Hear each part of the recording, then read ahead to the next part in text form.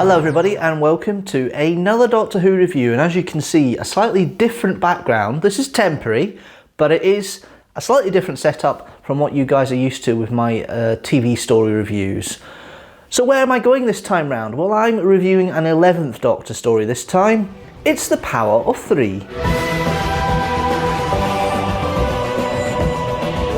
Okay, so we have the fourth story of Matt Smith's third season, Series 7, which is The Power of Three, starring Matt Smith as the 11th Doctor, Karen Gillan as Amy Pond, and Arthur Darvill as Rory Williams. As you know, I don't tend to do a plot synopsis of the new series stories.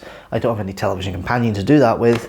So just basically quickly, a set of cubes turn up on Earth. They do nothing on Earth for about a year. They then start doing all sorts of random things. And it turns out they're being controlled by an alien race that wants to stop the Earth in its tracks before it expands into space. And the Doctor, Amy and Rory managed to stop that from happening. So that's your plot line. It's probably one of the easiest ones in ages, but we'll go through some plot lines and bits and pieces for the story. And first of all, I'll go through the casting. I'll go through the characters and see my thoughts on them. So we'll start off, as we should do, with Matt Smith playing the Doctor. Very wavy-handy, very much the 11th Doctor. He's very comfortable in the role by now, and he does seem to have a good rapport with Arthur Darvill and Karen Gillan, and a better bounce-off than he does with Jenna Coleman as Clara. And you can see the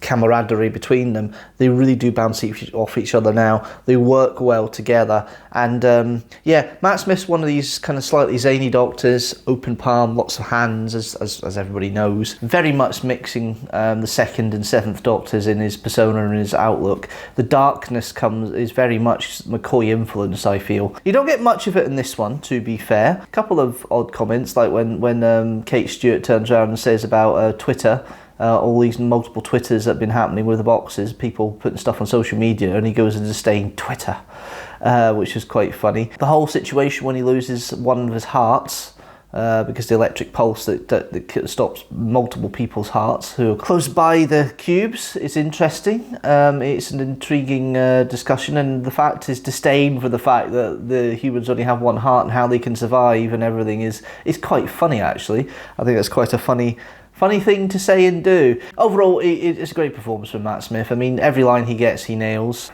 Is every line top notch? Maybe not, but certainly he does well with what he gets. He does what he needs to do with what he gets, and yeah, it's a perfectly fine performance. And I have no issue watching this for him, because he's nailed the character. Is the character basically? It seems to be an extension a little bit of Matt Smith. I think that's the feeling, and it's a nice extension, don't get me wrong, but it's something you don't necessarily see in some of the other Doctors. Tom Baker's the best example of extension of himself. I think the others do have a character to play to an extent, but do you know what? I like the way that Doctor Who is working at this point with the characters and the camaraderie. It's supposed to be like a little mini blockbuster. It's not, it's just a general story. It doesn't seem to work anything better than that.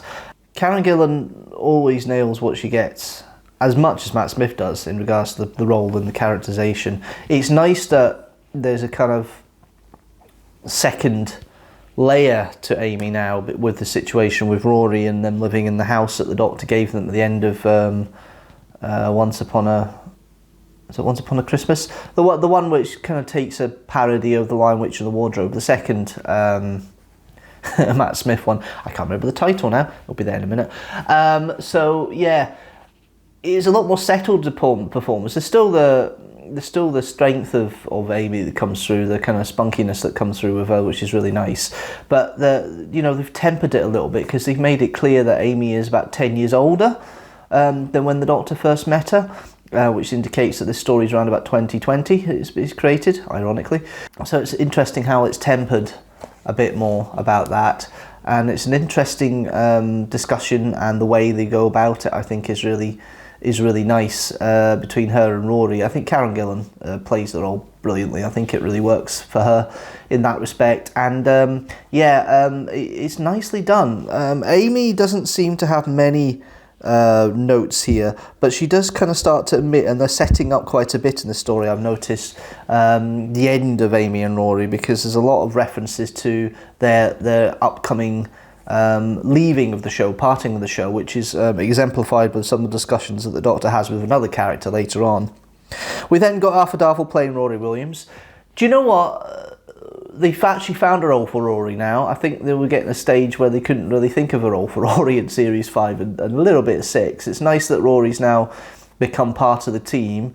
He obviously does enjoy travelling with the Doctor. There's no really objection there anymore. There was a bit of reticence initially because he thought he was, that the Doctor was a threat to Amy, but it's pretty clear that Amy thinks the Doctor's a friend and not as a love interest anymore. But yeah, no, the best line has to come from Rory. There are soldiers all over my house and I'm in my pants.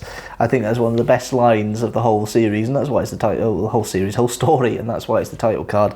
Yeah, Arthur Darvill, lovely role. I like the way Rory's played. He's kind of balanced. It's the fact he's bouncing off his dad as well. You've got elements of where Rory gets some of his characteristics from, but there's also the frustration of, Dad, you're a boring person. That kind of child being a bit embarrassed about their parents' situation, which I completely understand. I've got past that now, but I completely understand that in some respects. But yeah, no, it's a nice little setup, nice little role, and it's written for Rory quite well and quite strongly, and I think it's quite nice. Then we've got Mark Williams playing Brian Williams. No relation. Oh, well, Brian Williams is obviously Rory's father, and we met him first in Dinosaurs in the Spaceship, the other Chris Chibnall written story of this season. Brian is a lovely character, and he's used as the way of preempting the demise of the Doctor and Amy a bit more, and obviously Brian realises the Doctor and Amy disappear at their wedding anniversary party, for a wee while, and notices that they've come back in different clothes, so he realises they've been away and confronts the Doctor about it, which is a nice little role. Brian is got the kind of nerdy side as well with Brian's log. Rory says you can't say that. Brian's blog or vlog would probably be better. I do agree with Rory in that one, for obvious reasons. But I think really in this one you've got the situation of Brian being the voice of reason a little bit with the adventures that Rory and Amy are doing, and he's obviously cares for both of them and wants to make sure they don't get hurt. But he does realise by the end that the Rory and Amy enjoy their time with the Doctor, and the Brian feels he's been maybe a bit too harsh and lets them go off with the promise of keeping them safe and getting them back. Yeah, that doesn't quite work out, but you'll see that in Angels Take Manhattan. But yeah, no, it's a nice little characterisation. I like Brian for that. He's not really comic relief in this one. He's actually more of a serious role, which is really nice to see, and it does work. It really does work. The best bit I think with Brian is the fact that he's told to watch the cubes in the TARDIS, and he does that for 4 days in the TARDIS, and he just lost his thoughts. Very blokey thing to say, very fun to hear, and it's a nice little touch. We then have the first appearance of Kate Stewart, played by Gemma Redgrave. This is the first time that she appears, and of course she's appeared multiple times since.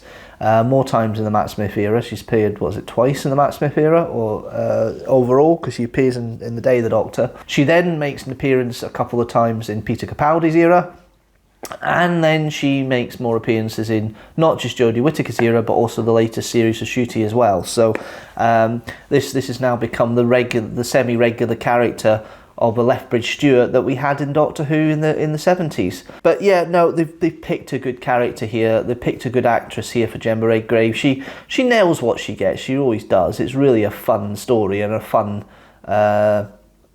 role to play. This kind of seriousness. There is a sense that maybe she's a little bit inexperienced in what she does, and she has a few doubts of the Doctor when it comes to informing the world about the situation with the boxes near the end. But she does a good job of it, and I think it's really a nice role and nicely played. There is only one other character I want to really make a comment about, because the rest of them are more or less plot dressing, and that's the Shakri, played by Stephen Burkoff. Very sinister little hologram construction on the Shakri spaceship, which I think is quite nice.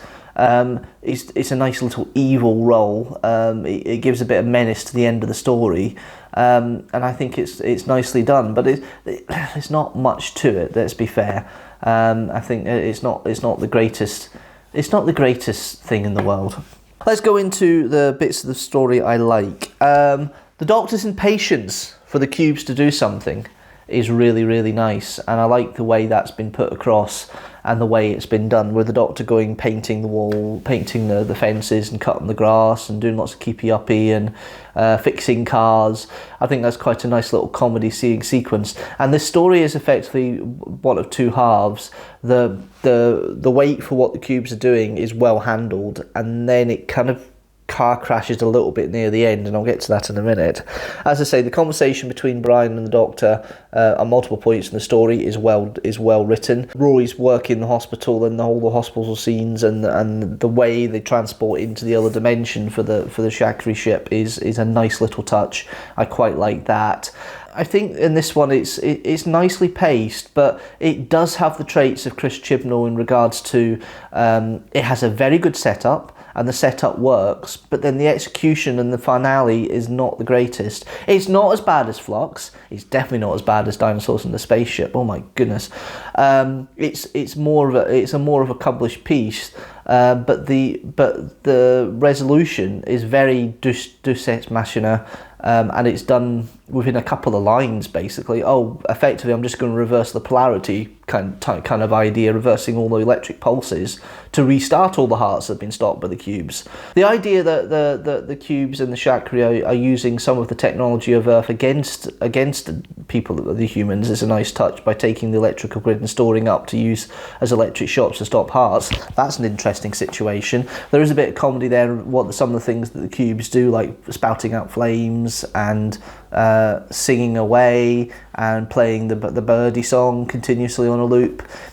Some of these odd things it's doing is really nice, and the effects themselves work quite well. I just feel the writing is slightly underwhelming. It's enjoyable enough to watch, and I watched it a couple of times this time around to get a sense of the flavour, and it's fun, but it leaves me cold, which most of Chibnall's writing does, if I'm absolutely honest. I mean, I enjoy them first impression, second impression, but if you go into them deeply, there's little substance, and this one's the same. The premise of the cubes arriving, doing nothing for a year is interesting, but then the resolution of why they're there, it's basically the same thing as always. A big bad comes in, tries to stop humanity. Well, it's not the same as always, but it's that plot of humanity's a threat, let's try and stop it, but let's stop it in a time before they actually become more prominent and destroy the universe, that some people think. It's an interesting way of going about it. It's not the greatest writing. It's a little bit sticky, and it does have it's not quite a car crash moment, but it does have some failings on it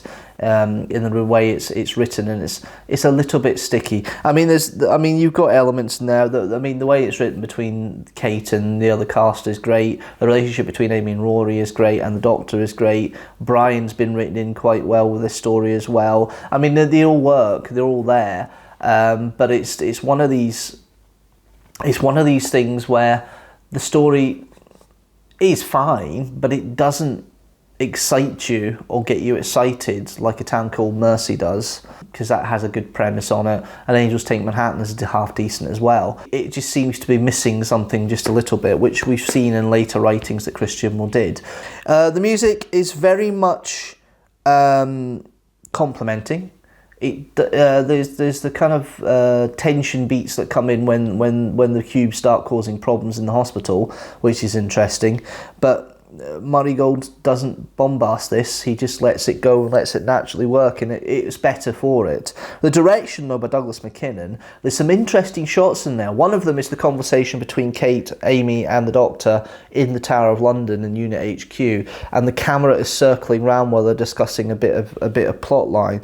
That's an interesting way of keeping interest and movement in the camera, and an interesting shot.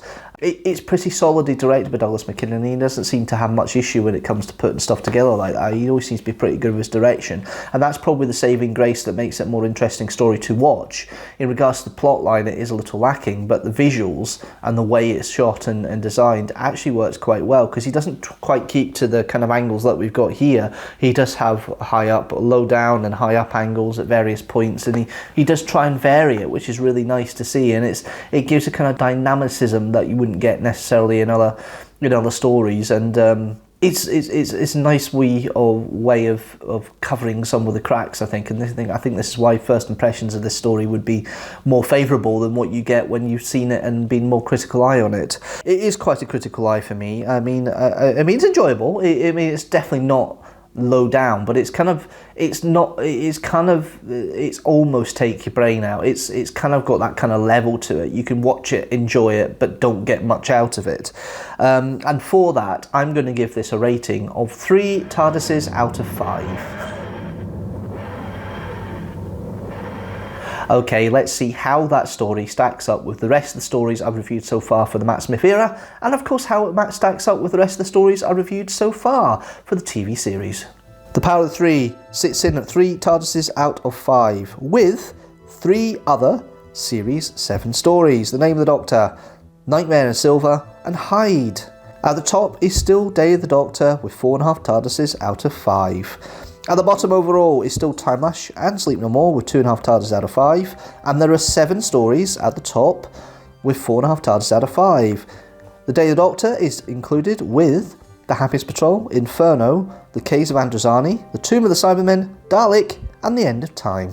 That's it from me, guys. Thanks very much for watching this review as always. Tell me what you think about The Power of Three. Leave a comment down below. Do you like it? Leave a comment down below. Do you not like it? Leave a comment down below.